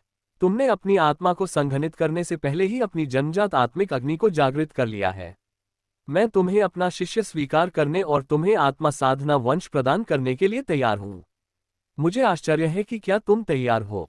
ये शब्द सुनते ही वांग हाओ को अपने शरीर में झटका सा महसूस हुआ, मानो सड़क पर चलते समय आसमान से कोई पाय गिरकर उसके सिर पर लग गई हो। हाँ, बिल्कुल मैं तैयार हूँ, वांग हाओ ने बिना सोचे समझे कह दिया। लेकिन सर, मैंने कभी आपका चेहरा नहीं देखा। नहीं, मैं आपका नाम जानता हूँ, वांग हाओ ने फिर कहा। दिखावा तो एक बदबूदार लाश के सिवा कुछ नहीं है, चाहे तुम उसे देखो या नहीं, क्या फर्क पड़ता है। नाम तो बस एक उपाधि है, चाहे वो हो या न हो, क्या फर्क पड़ता है। जब तुम्हें मेरा असली रूप देखने का समय आएगा, मैं जरूर खुद को दिखाऊंगा। मुझे क्या कहूं, बस मुझे पुराना अमर कहो। हमारे पास गुरु और शिष्य होने की वास्तविकता है, लेकिन गुरु और शिष्य होने की नियति नहीं है। तुम्हें मुझे गुरु कहने की जरूरत नहीं है, बस मुझे भगवान पुराना अमर कहो। यह वांग हाओ ने अपना सिर खुजलाया, खुद को उन्हें बूढ़ा बूढ़ा कहने की हिम्मत नहीं जुटा पाया। दादाजी, मैं आपको बस सीनियर कहूंगा। मैं सच में आपको बूढ़ा बूढ़ा कहने की हिम्मत नहीं जुटा पा रहा हूं। जो चाहो करो, उपाधि तो बस एक नाम है, मैं इसे बहुत पहले ही भूल चुका हूं। मुझे जो चाहो कहो, तुम मेरे नामात्र के शिष्य हो। जब तुम दुनिया में हो तो याद रखना कि कभी यह जाहिर मत करना कि तुम आत्मा साधना वंश से हो, वरना तुम्हें जरूर मौत का सामना करना पड़ेगा। मैं सबसे पहले इस आत्मा तकनीक का पहला खंड तुम्हें दूंगा। जब तुम दूसरा आनुवंशिक ताला तोड़ दोगे तो मैं दूसरा खंड तुम्हें दूंगा। उस समय शायद संयोग से हम फिर मिलेंगे। आनुवंशिक ताला, एक दूसरी परत। वांग हाओ तुरंत संदेह से भर गया। जब बूढ़े अमर वरिष्ठ ने पहले जीन लॉक के बारे में बात की तो वांग हाओ के मन में सवाल उठे और वह बोलना चाहता था, लेकिन बीच में ही रोक दिया गया। अब ये बात दोबारा सुनकर उसके मन में सवाल फिर से उभर आए। वरिष्ठ, क्या मैं पूछ सकता हूं कि जीन लॉक क्या है? आपने कहा कि मैंने पहला जीन लॉक खोल दिया है, तो मैं दूसरा कैसे खोलूं? अपना प्रश्न पूछने के बाद वांग हाओ ने बूढ़े अमर के उत्तर को ध्यान से सुना। काफी देर बाद वृद्ध आवाज ने फिर से जवाब दिया। पहले जीन लॉक के खुलने का मतलब है सादगी की ओर लौटने के दायरे में प्रवेश करना, जिसे अपने पैतृक मूल की ओर लौटना, पैतृक जीन को अनलॉक करना और आदिम क्षमता का विकास करना भी कहा जाता है, जिसका अर्थ है एक नया जीवन खोलना। जहां तक दूसरे जीन लॉक को खोलने का सवाल है, आपको खुद ही इसकी खोज करनी होगी। अगर मैं आपको अभी बता दूं तो यह आपके मार्शल आर्ट के दिल में एक दोष ही पैदा करेगा और आपके लिए फायदेमंद होने के बजाय ज्यादा नुकसानदेह होगा। मुझे जो कुछ कहना था वह सब कह चुका हूं। अब और कुछ कहने का कोई मतलब नहीं है। ये बैठक यही समाप्त होती है। मैं जो आत्मा तकनीक तुम्हें सिखा रहा हूं उसका तुम्हें लगन से अभ्यास करना चाहिए, लेकिन इसे किसी बाहरी व्यक्ति को नहीं बताना चाहिए। आत्मा साधना केवल आत्मरक्षा के लिए है, इसका उपयोग दूसरों से लड़ने या प्रतिस्पर्धा करने के लिए नहीं किया जा सकता। एक बार आत्मा साधक के रूप में तुम्हारी पहचान उजागर हो गई तो ये तुम्हारी मृत्यु का कारण बनेगी। इसे याद रखना। और जिस ड्रैगन कुल की तकनीक की तुम साधना कर रहे हो वह बहुत अच्छी है। इसमें और प्रयास करो और इसे व्यर्थ मत जाने दो। बच्चे, मैं जल्द ही तुम्हें फिर से देखने के लिए उत्सुक हूँ। जैसे ही उन्होंने बोलना समाप्त किया, वांग हाओ को चक्कर आने जैसा महसूस हुआ, क्योंकि आज 268 अध्याय 268 मैं चुपचाप अकेले मरने को तैयार हूँ। Mobile reading. ये दृश्य वांग हाओ की नाक के ठीक नीचे घटित हुआ। हताशा में वांग हाओ ने अपने सभी कौशल का उपयोग किया और अपनी गति को सीमा तक बढ़ा दिया। वह हवा में उछला और युनशियांग को जोर से लात मारी, जिससे वह हवा में गिर गई। वांग हाओ ने इस किक में अपनी पूरी ताकत लगा दी, 1 मिलियन पाउंड के बराबर बल के साथ, और युनशियांग को कमर में लात मारी। टकराना। एक जोरदार धमाके के साथ युनशियांग को चट्टान के किनारे स्थित खिड़की की ओर तोप के गोले की तरह उड़ा दिया गया। Click tilde. यद्यपि वह व्यक्ति अभी भी हवा में उड़ रहा था, फिर भी उसके पूरे शरीर में हड्डियों के टूटने की आवाज सुनाई दे रही थी। कंकाल, जो काली लिपटों से जलने के बाद नाजुक हो गया था, वांग हाओ की भयानक किक से तुरंत हवा में 2 टुकड़ों में टूट गया और फिर चट्टान के किनारे पर विशाल खिड़की से बाहर उड़ गया। खिड़की के बाहर 8000 मीटर ऊंची एक चट्टान है। अगर आप वहां से गिर गए तो आपका पूरा कंकाल शायद चकनाचूर हो जाएगा। शायद यही वह अंत है जिसकी इस दुष्ट महिला को हकदारी थी। उस किक को मारने के बाद वांग हाओ की हालत बहुत खराब हो गई थी। क्योंकि यह सब अचानक हुआ, इसलिए किसी बैकअप योजना पर विचार नहीं किया गया। ये किक पूरी ताकत से मारी गई थी और हवा में रुकने के लिए बहुत देर हो चुकी थी। वांग हाओ सीधे आसमान से नीचे गिर पड़ा और जिस स्थान पर उसका शरीर गिरा वह ठीक वही स्थान था जहां पेनी बिस्तर पर लेटी हुई थी। बेहोश होना। वांग हाओ ने कभी नहीं सोचा था कि एक मूर्ति नाटक का ऐसा नाटकीय दृश्य वास्तव में उसके साथ घटित होगा। हताशा के एक क्षण में वांग हाओ ने गिरते समय अपने हाथों से खुद को संभाल लिया ताकि वह पेनी को कुचलने से अपने शरीर को बचा सके। स्नैप। वांग हाओ पेनी पर उतरा, सिर से सिर, मुंह से मुंह, लगभग एक अंतरंग मुठभेड़। सौभाग्य से वांग हाओ अंत में खुद को नियंत्रित करने में कामयाब रहे और उनके होंठ छूने से सिर्फ 1 सेंटीमीटर दूर थे। उनकी नाक की नोकें लगभग एक दूसरे को छू रही थीं, केवल 1 मिलीमीटर की दूरी पर। ओह, यह तो बहुत करीब था। वांग हाओ ने अंततः राहत की सांस ली। इसके साथ ही वांग हाओ को अंततः अपने दिल से एक बड़ा बोझ उतरता हुआ महसूस हुआ। लेकिन वांग हाओ को यह देखकर बहुत आश्चर्य हुआ कि उसकी गर्म सांसें सीधे पेनी के नाजुक चेहरे पर पड़ी। अचानक पेनी, जो बेहोश और स्तब्ध थी, को अपने चेहरे पर कुछ गर्म और खुजलीदार महसूस हुआ। उसने आंखें खोलने की कोशिश की। जैसे ही उसने अपनी आंखें खोली, उसकी दृष्टि धुंधली थी, लेकिन उसने उस लड़के को देखा जिसे वह चाहती थी और उनकी आंखें मिल रही थीं। क्या ये कोई भ्रम है? पेनी मन ही मन बुदबुदाई। उसे यकीन नहीं हो रहा था कि यह सच है। यह जरूर कोई भ्रम होगा या प्रश्नवाचक चिन्ह। क्या ये हो सकता है कि मैं मर गई हूँ? हाँ, वह मर चुकी होगी, पेनी ने सोचा, लेकिन तभी उसने लड़के को अपने सामने देखा, इतना करीब कि वह उसकी सांस और गर्मी भी महसूस कर सकती थी। क्या यह स्वर्ग है? यह अद्भुत है, आपको देखना बहुत सुंदर है, लेकिन फिर, जैसे कि उसने अभी कुछ सोचा हो, पेनी अचानक बहुत भावुक हो गई।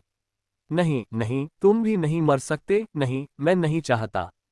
भावुकता से अभिभूत पेनी ने अपनी आंखें कसकर बंद कर ली। वांग हाओ का चेहरा देखने को तैयार नहीं। उसे यकीन ही नहीं हो रहा था कि यही स्वर्ग है और वांग हाओ भी उसकी तरह मर गया है। उसकी आत्मा स्वर्ग में प्रवेश कर गई है। वह चुपचाप अकेले मरना पसंद करेगी, स्वर्ग में अकेले रहना पसंद करेगी और वांग हाओ को फिर कभी नहीं देखना पसंद करेगी, क्योंकि उसके दिल में वह बहुत चाहती थी कि वांग हाओ जीवित रहे। यह आपके दिल और आपकी स्मृति में जीवित रहने के लिए पर्याप्त है। वह किसी भी चीज की आशा नहीं कर सकती थी और न ही यह चाह सकती थी कि वांग हाओ उसके साथ पाताल लोक जाए। वह अकेले ही मरना पसंद करेगी। हाँ, वह चुपचाप अकेले मरना पसंद करेगी। चंद्रग्रहण के फूल की तरह चंद्रग्रहण के बाद ये चुपचाप मिट्टी में धंस जाता है और कोई नहीं जानता कि यह कहाँ जाता है। इस संसार में अकेले आना और फिर चुपचाप अकेले मर जाना, यह अच्छा है। नहीं, मत मरो। पेनी ने अपनी आंखें बंद करने के लिए संघर्ष किया। काले खून से मिश्रित साफ आंसुओं की 2 धारें धीरे धीरे उसके गालों पर बह रही थीं। फिर उसका सिर एक तरफ झुक गया और वह फिर से बेहोश हो गई। पेनी, उठो। अरे, तुम ठीक तो हो? क्या जहर असर कर गया? अरे नहीं। वांग हाओ तुरंत घबरा गया। हताशा में उसने अपनी तर्जनी उंगली काट ली और उंगली के घाव को पेनी के मुंह के पास रख दिया, जिससे उसका खून उसके मुंह में चला गया। मुझे उम्मीद है कि अभी भी उम्मीद है। कृपया मत मरो। ये सब मेरी गलती है कि मैं बहुत देर से आया, ये सब मेरी गलती है कि मैंने ध्यान नहीं दिया कि तुम्हें जहर दिया गया है, ये सब मेरी गलती है। कृपया मत मरो, रुको। उद्धरण चिन्ह। खून पिलाते समय वांग हाओ ने जोर से खुद को दोषी ठहराया।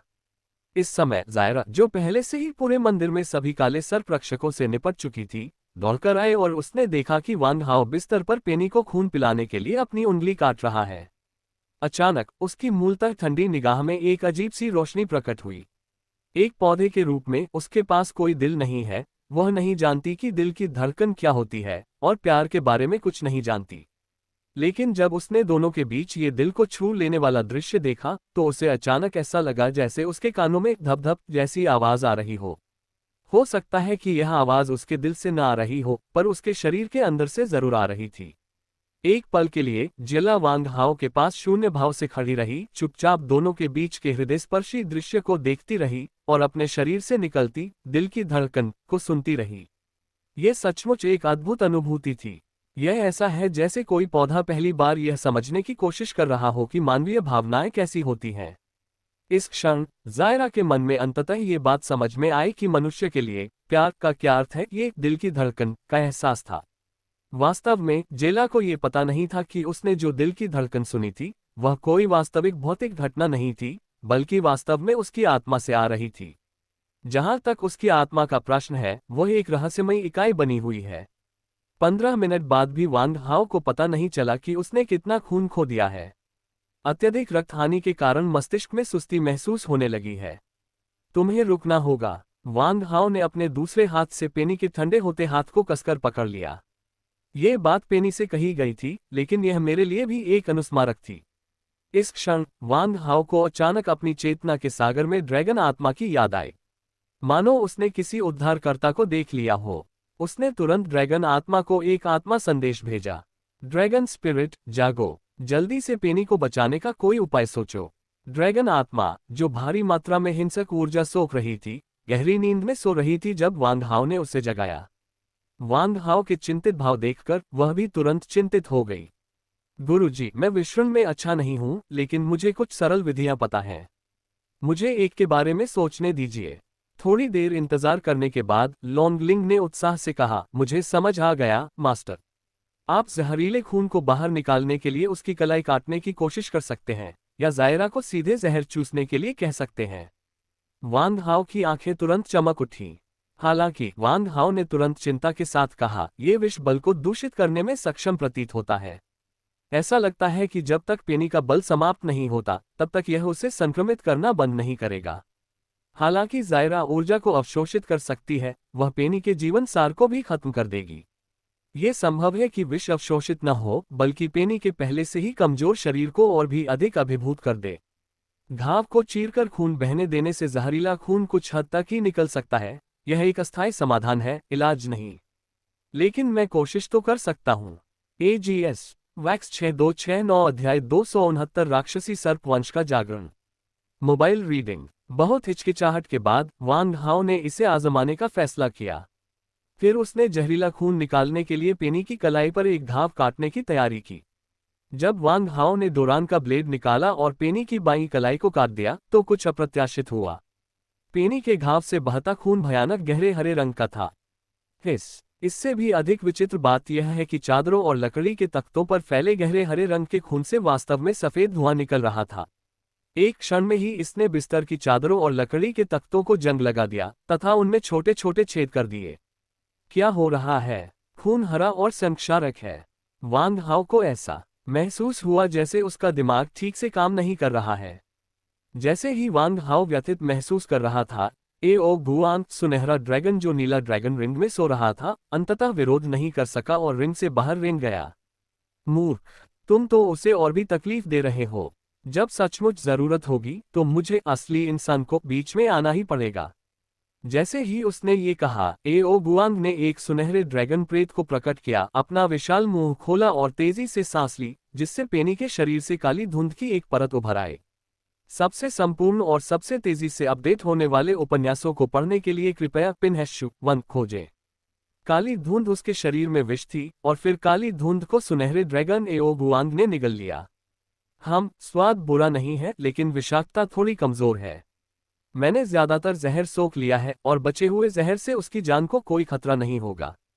हालांकि ऐसा लगता है कि जहर की तुलना में इस लड़की के शरीर में अब कुछ और ज्यादा परेशान करने वाली नई समस्याएं आ रही हैं। क्या नई प्रगति? वांग हाओ स्तब्ध और हैरान था और एक जिज्ञासु बच्चे जैसी आंखों से जिनलोंग एओगुआंग को घूर रहा था। नई स्थिति क्या है? जिनलोंग एओगुआंग एक क्षण के लिए रुके और फिर धीरे से बोले, मैं भी इसे स्पष्ट रूप से नहीं समझा सकता, लेकिन मैं मोटे तौर पर अनुमान लगा सकता हूँ। वांग हाओ ने तुरंत आंखें घुमाई। उफ, क्या तुम मजाक कर रहे हो? हालांकि एओगुआंग ने तब गंभीर भाव से कहा, ऐसा लगता है कि उसके भीतर का राक्षसी सर्प वंश जागने वाला है। राक्षसी सर्प की वंशावली? वांग हाओ ने उत्सुकता से पूछा, क्योंकि उसने पहले कभी ऐसी वंशावली के बारे में नहीं सुना था। हाँ, ये लड़की भी तुम्हारी तरह बिना किसी स्पष्ट कारण के अचानक इस ग्रह पर आ गई। 20 साल पहले जब वह पहली बार इस ग्रह पर आई थी तो उसे एक जीवन पोत में छोड़ दिया गया था। उस समय वह युवानलों के पास थी और मैंने उसे देख लिया। जब मुझे लिटिल पेनी मिली तब वह एक नवजात शिशु थी। लंबे समय तक शीतनिद्रा में रहने के कारण वह कुपोषण और अंगों की विफलता से पीड़ित हो गई, जिससे उसकी जान को खतरा हो गया। उस समय मैं प्रयोगशाला में नुवा के वंशजों पर आनुवंशिक प्रयोग कर रहा था। उसकी जान बचाने के लिए मैंने उसे नुवा के जीन का इंजेक्शन लगाया। हालांकि मुझे कभी उम्मीद नहीं थी कि उसके पास एक दुर्लभ और अनमोल वंश होगा, जो प्राचीन काल में भी अत्यंत दुर्लभ था, दानव सर्प का वंश। इसलिए पेनी में एक ऐसा आनुवंशिक उत्परिवर्तन विकसित हुआ जिसकी मैं भी कल्पना नहीं कर सकती थी।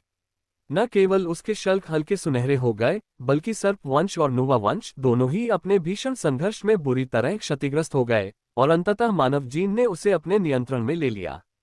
मैंने ऐसा विशेष मामला पहले कभी नहीं देखा। इसलिए पिछले 20 वर्षों से मैं गुप्त रूप से पेनी का अध्ययन कर रही हूँ, उसके रहस्य को जानने की कोशिश कर रही हूँ। हालांकि एओगुआंग को आश्चर्य हुआ कि जहर के कारण पेनी न केवल मरी, बल्कि उसके भीतर छिपी राक्षसी सांप की रक्तरेखा भी सक्रिय हो गई। इस सर्प वंश को प्राचीन 9 सिर वाले सर्प वंश के शाही वंश की एक शाखा कहा जाता है, जो अत्यंत दुर्लभ है।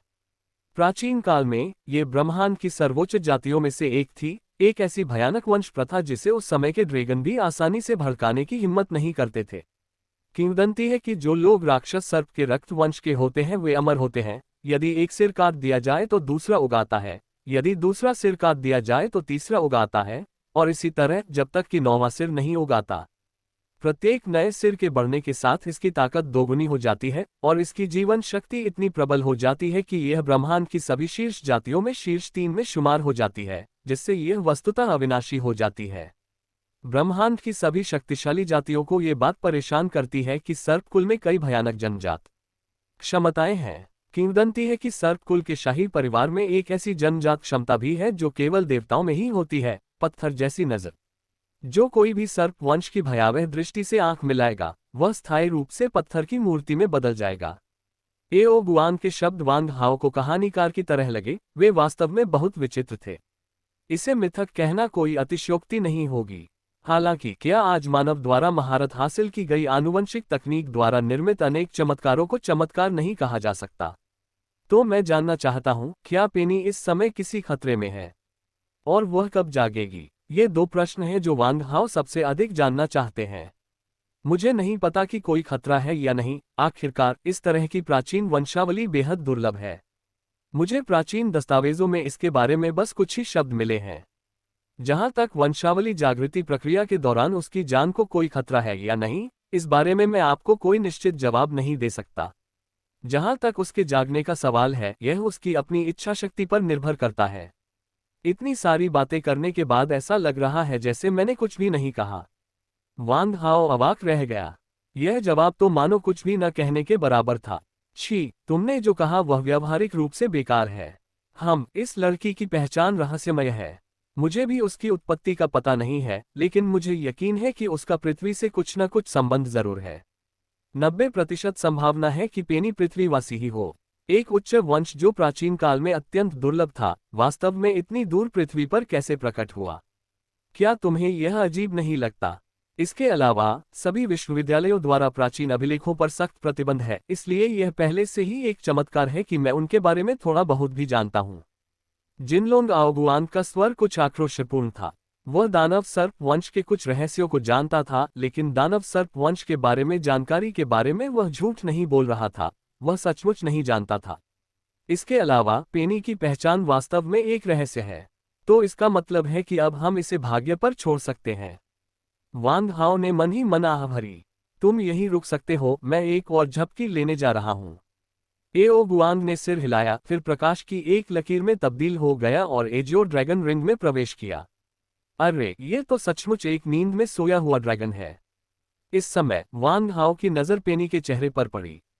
उसके चेहरे को ढकने वाला काला गोला अब बिना किसी निशान के गायब हो गया था और उसका छोटा चेहरा अपनी मूल गोरी और नाजुक उपस्थिति पर लौट आया था। मेरी बाईं कलाई पर जो घाव है वह पहले ही भर चुका है। ओह, ऐसा लगता है कि जहर बेअसर हो गया है, लेकिन उसे होश में आने में कितना समय लगेगा। 1 घंटे बाद वांग हाओ अभी भी बिस्तर के किनारे पर बैठा था, उसकी नजर एक पल के लिए भी पेनी से नहीं हट रही थी। जैसे ही वांग हाओ उत्सुकता से पेनी के जागने का इंतजार कर रहा था, अचानक पेनी के साथ कुछ रहस्यमयी घटना घटी।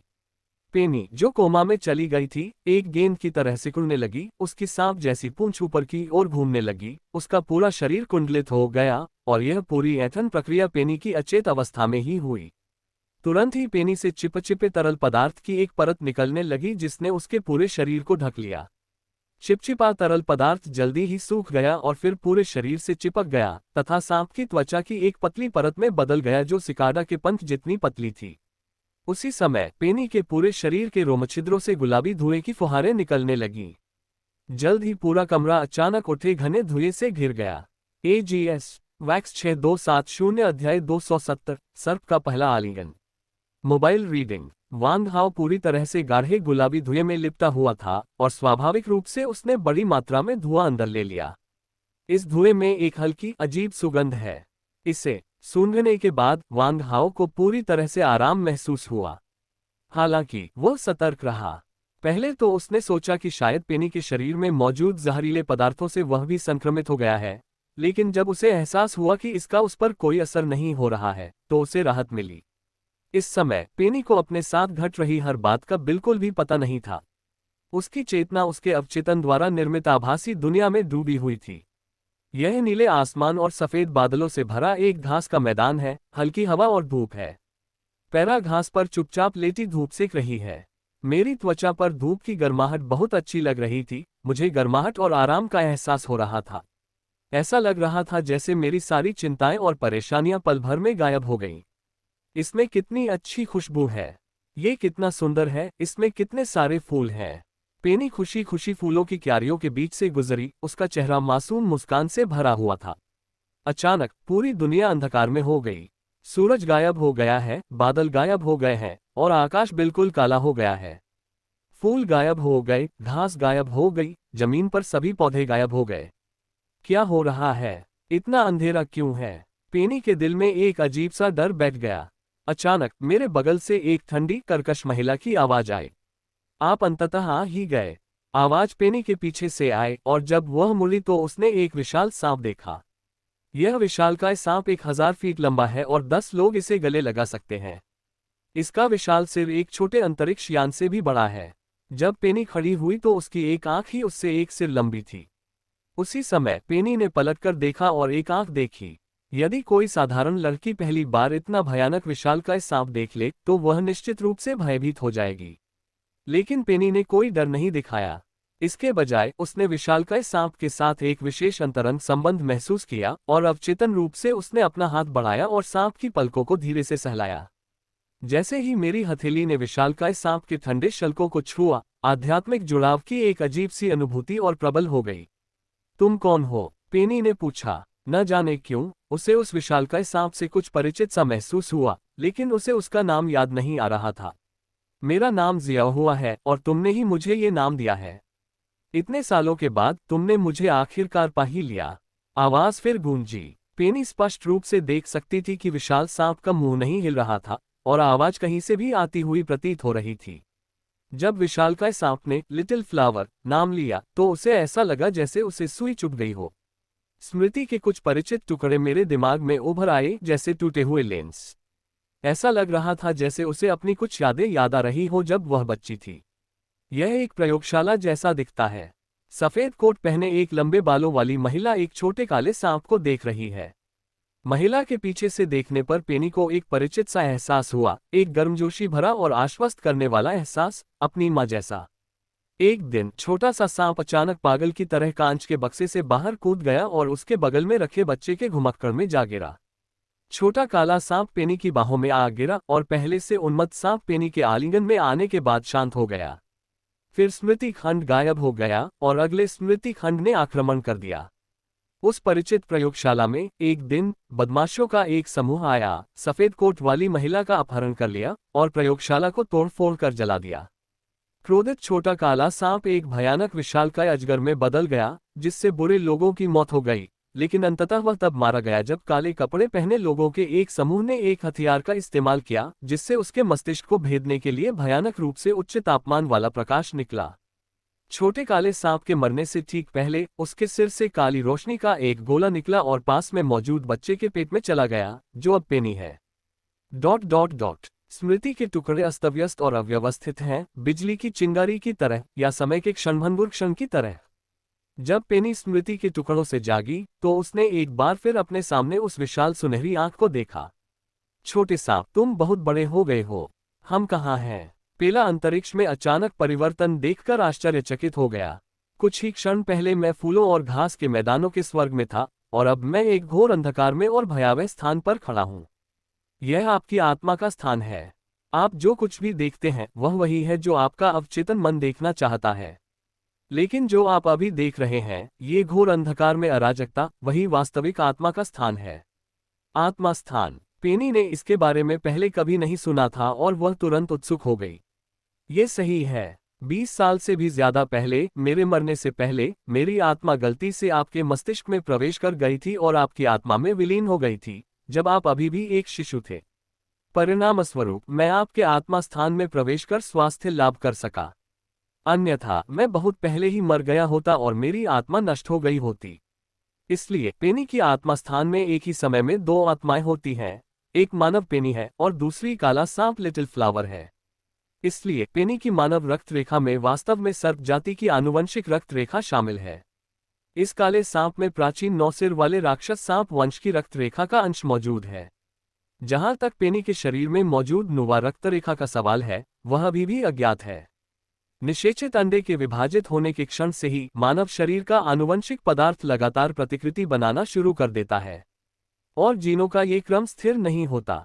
जीन उत्परिवर्तन की संभावना बहुत अधिक होती है, विशेषकर तब जब बच्चा अभी भी मां के गर्भ में ही हो।